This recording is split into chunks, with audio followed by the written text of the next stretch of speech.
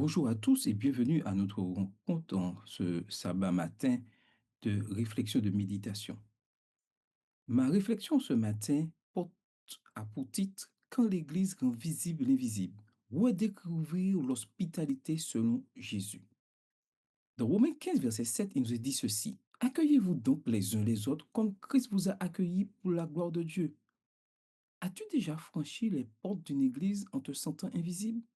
Tu rentres, tu t'assieds, tu observes, et tout se déroule autour de toi comme si tu n'étais pas vraiment là.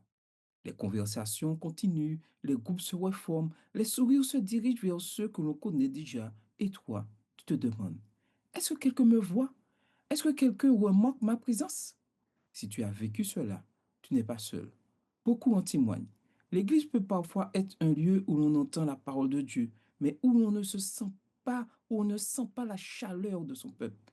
Et tristement, pour plusieurs, cette première impression devient leur dernière visite. Pourtant, la vision de Jésus pour son Église était tout autre. Jésus n'a jamais voulu une assemblée où certains seraient visibles et d'autres transparents, certains accueillis et d'autres ignorés. Il rêvait, oui, il rêvait d'une famille. Jésus, lui, voit toujours l'invisible. Dans les évangiles, Jésus manifeste une sensibilité extraordinaire envers ceux que les autres ne voyaient pas. Il voit la femme courbée dans la synagogue. Il s'arrête pour Bartimée que la foule tente de faire taire. Il s'assit près d'une Samaritaine rejetée. Il lève les yeux vers Zachée, caché dans un arbre. Il touche les lépreux isolés et abandonnés. Là où les hommes ne voyait que des hommes, Jésus voyait des âmes. Et Ellen White le dit très clairement dans le ministère de la guérison à la page 23. Le Sauveur s'arrêtait pour les âmes isolées. Ce sont les oubliés du monde qui, oui, qui attiraient son regard. Jésus n'avait pas simplement des yeux, il avait une attention spirituelle, un regard qui perce le cœur, qui reconnaît la valeur qui restaure la dignité.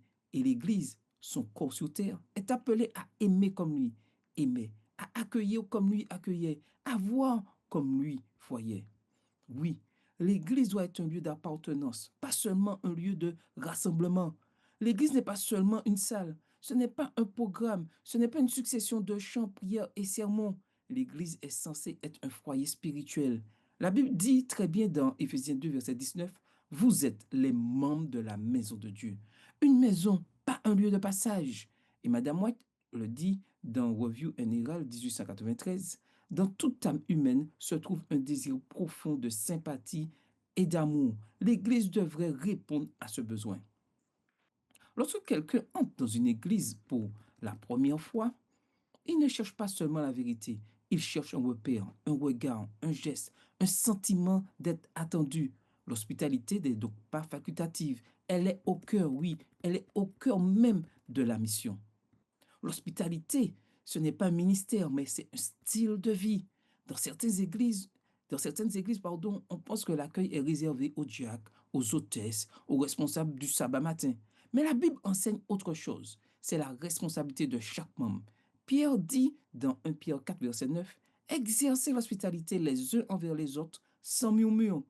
Dans l'église primitive, l'hospitalité n'était pas un protocole, c'était une culture.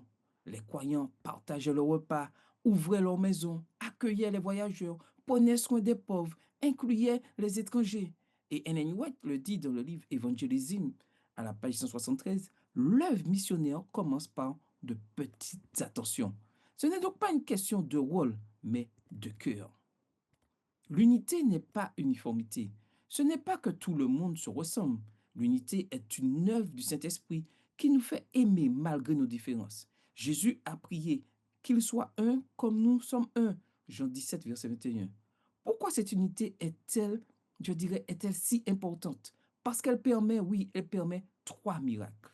Premier miracle, elle détruit les murs intérieurs. Là où il y a unité, il y a plus de clans, plus de cercles fermés, plus de préférences de groupe. Deuxièmement, elle crée une atmosphère de famille, une chaleur. La chaleur, pardon, ne vient pas des activités, mais de l'amour fraternel. Troisièmement, elle ouvre la voie à l'accueil authentique. Quand l'Église est soudée, l'étranger n'arrive pas dans un champ de mine relationnel, mais dans une communauté harmonieuse. Et Madame White le dit dans Testimonies for the Church, volume 4, à la page 17, rien ne doit affaiblir notre unité, car c'est l'évidence du pouvoir de l'Évangile. Une Église unie accueille naturellement.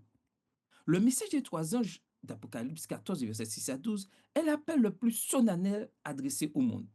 Il proclame l'évangile éternel, la crainte de Dieu, l'adoration du Créateur, la sortie de Babylone, la fidélité, les commandements de Dieu et la foi en Jésus. Mais voici ce que beaucoup oublient. Ce message est inséparable de l'amour. Et Madame White le dit dans 1888, Matthäus, page 1676, le message des trois anges doit être proclamé avec l'amour même du Christ. Une église qui proclame le message des trois anges, mais où les gens se sentent invisibles, contredit le message qu'elle annonce. Le premier ange proclame l'évangile éternel, et l'évangile se vit d'abord dans l'accueil. Le deuxième ange appelle à sortir de Babylone, et l'église ne peut appeler hors de Babylone si elle ressemble à Babylone dans la froideur.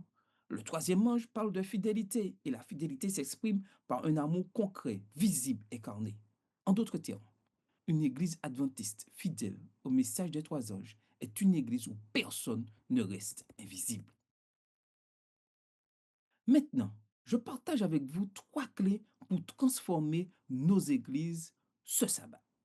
Première clé, voir vraiment les gens. Prends le temps de regarder, de remarquer, de t'intéresser. Deuxième clé, ouvrir ton cercle d'amis. Ajoute une personne à ton groupe autour de toi. L'inclusion est une mission. Troisième clé, former une culture d'hospitalité. L'hospitalité n'est pas un événement, c'est un climat. L'indifférence est un sabotage silencieux. L'indifférence n'est pas un détail. Elle blesse profondément. Elle fait repartir les gens en pleurant intérieurement. Elle dit sans mots, ta présence n'a aucune importance. Et Jésus dit dans Matthieu 25, verset 35, j'étais étranger et vous m'avez accueilli. Donc, ne pas accueillir l'étranger, c'est ne pas accueillir Jésus. Et Madame White le dit dans Testimony for the Church, volume 7, à la page 265, beaucoup quitteraient leurs mauvaises habitudes si l'Église les entourait d'une attention bienveillante. L'indifférence ferme les portes éternelles. L'amour les ouvre. L'Église, c'est un lieu de guérison pour les blessés. Beaucoup ont avec des cicatrices, solitude, rejet, anxiété, famille détruite, désillusion spirituelle. L'Église est appelée à être un refuge, un hôpital, un abri, un foyer. Et Madame White le dit très bien dans Mystère de la guérison, à la page 112, que l'Église soit un lieu où les âmes blessées puissent trouver réconfort et paix. L'hospitalité est une forme de guérison. Nous sommes appelés, nos communautés sont appelées à devenir des églises où Jésus est visible. Une église accueillante est une église où Jésus est tangible, où son caractère se lit sur les visages, où son amour se ressent dans les gestes, où son message se voit avant même d'être entendu. Alors la question finale pour chacun d'entre nous en ce matin, comment ton église rendra-t-elle quelqu'un visible ce sabbat? Oui, ce sabbat pourrait, pourrait avoir besoin d'être pourrait avoir besoin d'être vu et accueilli dans ton église? Qui pourrait ce sabbat être accueilli et visible dans ton église? Quel geste simple pourrais-tu poser pour faire sentir à quelqu'un qu'il appartient à cette communauté? Quelle action collective votre communauté pourrait-elle mettre en place pour devenir plus accueillante? Comment l'unité peut-elle renforcer l'hospitalité dans ton église? En quoi l'accueil des visiteurs honore-t-il le message des trois anges? Prions.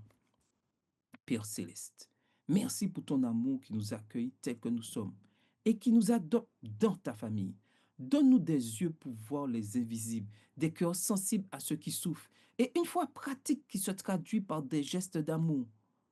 Unis ton Église par ton Saint-Esprit, afin que nous devenions un foyer pour ceux qui cherchent une place, une lumière pour ceux qui sont perdus et un témoignage vivant des trois anges.